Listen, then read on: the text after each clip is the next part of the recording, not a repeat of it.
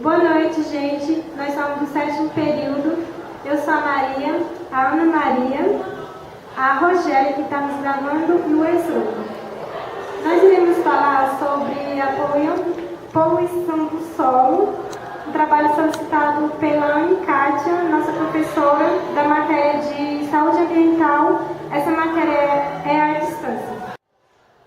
O solo é um recurso natural, é também um recurso limitado. Qualquer tipo de alteração de sua qualidade natural pode comprometer seu uso e provocar impactos econômicos, sociais, ambientais e também na saúde pública. O solo é formado por três processos fundamentais. Alteração da rocha matriz, contribuição de matéria orgânica e movimentação da água através do solo. O solo também se divide em duas zonas. Na zona insaturada, a água ocorre como uma fina camada na superfície de grãos ou partículas nos pequenos interstícios entre grãos não completamente preenchidos. Já na zona saturada, é formada por material poroso, onde todos os espaços são preenchidos por água. As funções do solo. O solo desempenha várias funções, como, por exemplo, substrato essencial para a vida terrestre, elemento de fixação e nutrição de vida vegetal. Também substrato essencial para a produção de alimentos e matérias-primas. A fundação e suporte para edificações, estradas e outras obras de engenharia, recurso mineral, maior reservatório de água doce e elementos de armazenamento de água para diversos fins, elementos de armazenamento de combustíveis fósseis, receptor natural de resíduo e etc. Cada uma dessas funções provoca alterações no ambiente, podendo modificar sua topografia. Poluição do solo. Uma vez o solo degradado ou contaminado, trará consequências ambientais, sanitárias, econômicas, sociais e políticas, que poderão limitar ou até inviabilizar seu uso posterior. Como o solo pode ser utilizado como receptor de poluentes ou contaminantes, mediante um depósito de resíduos, por uma área de armazenamento ou processamento de produtos químicos, por algum derramamento ou vazamento caracterizando a poluição localizada, ou ainda regionalmente, o que se denomina poluição difusa, mediante deposição pela atmosfera, inundação ou mesmo por práticas agrícolas indiscriminadas. Pois, uma vez no solo, esses poluentes sofrem uma constante migração descendente, podendo atingir as águas subterrâneas, prejudicando sua qualidade e pondo em risco as populações que se utilizam do recurso hídrico. Gente, a poluição do solo é bastante característica de várias doenças que são causadas ao ser humano.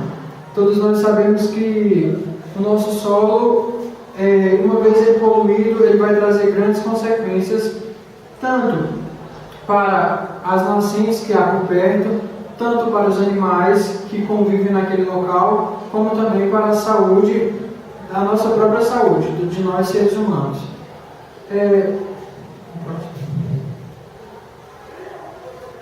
Fontes de poluição do solo.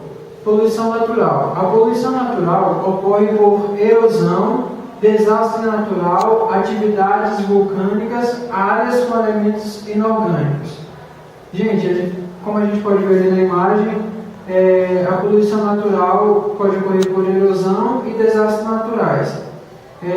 Essa poluição natural ela não traz tantas consequências como a poluição causada pelo lixo e causada por aterros sanitários incorretos, que muitas das vezes não são feitos de forma correta, e até mesmo lixões que são feitos a céu aberto. Poluição artificial. A poluição artificial ocorre por urbanização e ocupação do solo, atividades agropastores ligadas à agricultura e pecuária, atividades extrativas, armazenamentos de produtos e resíduos, acidentes no transporte de cargas de resíduos perigosos, lançamento de águas residuárias como esgoto sanitário e efluentes industriais, e depósito de resíduos sólidos de origem como domiciliar, resíduo da limpeza urbana, resíduos especiais e resíduos industriais. Como a gente pode ver aqui, a imagem está mostrando ali produtos derivados de indústrias, né? Que muitas indústrias agem de forma criminosa e despejam simplesmente no nosso solo produtos que podem contaminar e fazer a contaminação do solo por lixo doméstico também, que ocorre bastante em lugares que não há saneamento básico, né, e captação de esgoto, e também há resíduos da limpeza urbana, que acontece bastante, gente. Disposição de resíduos sólidos. O gerenciamento adequado dos resíduos sólidos é considerado um dos maiores desafios enfrentados pelos governos municipais.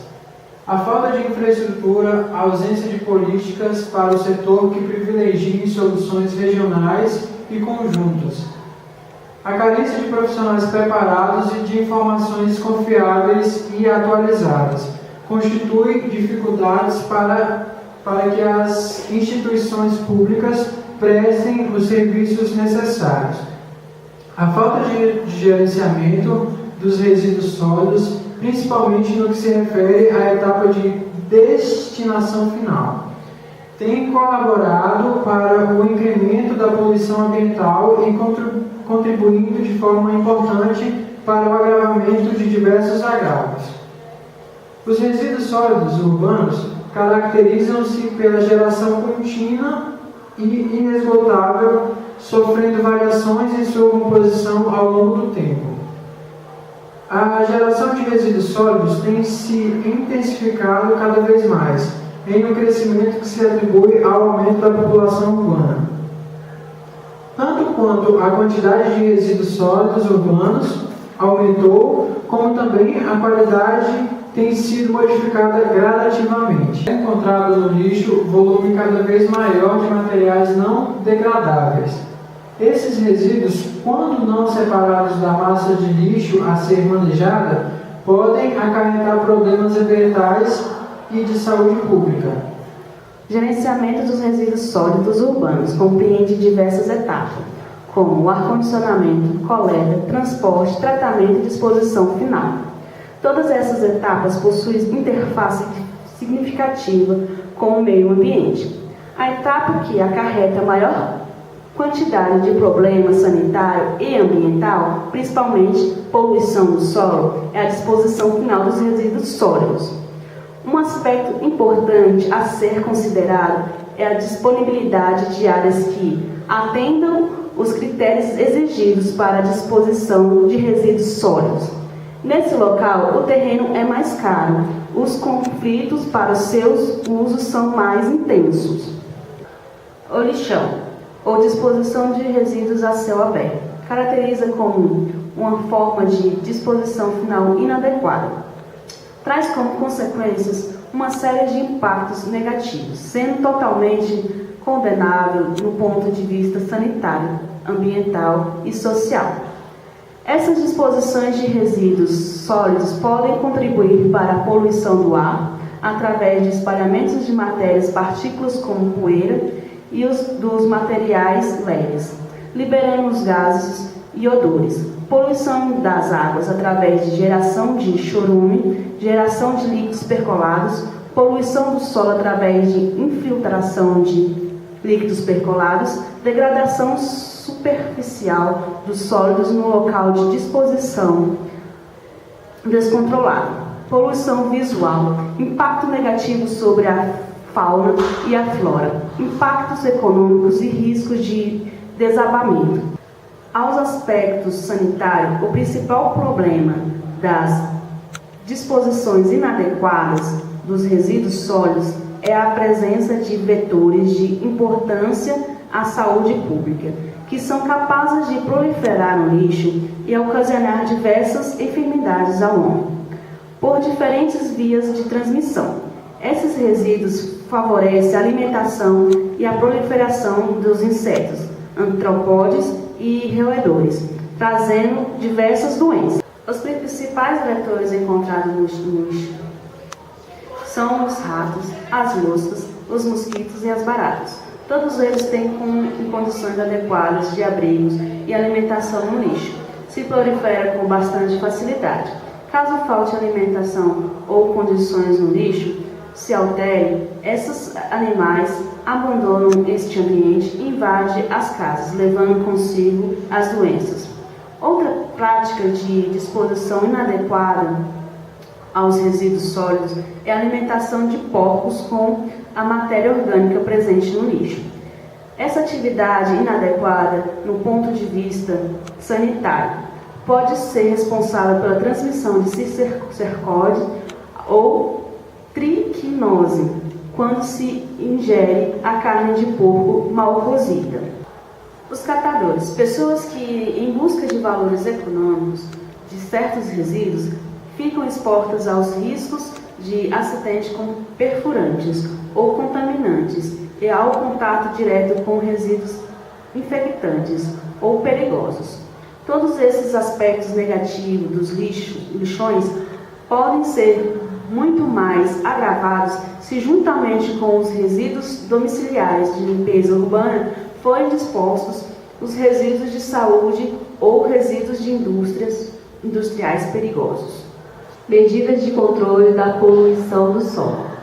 O controle da poluição do solo compreende medidas preventivas, medidas corretivas. A escolha da área deve considerar aspectos como o regulamento de uso ocupacional do solo na região, a legislação sobre a área de proteção ambiental, a topografia, tipo de vegetação, risco de ocorrência de inundações, características do subsolo, proximidade de recursos hídricos e a proximidade de núcleos residenciais.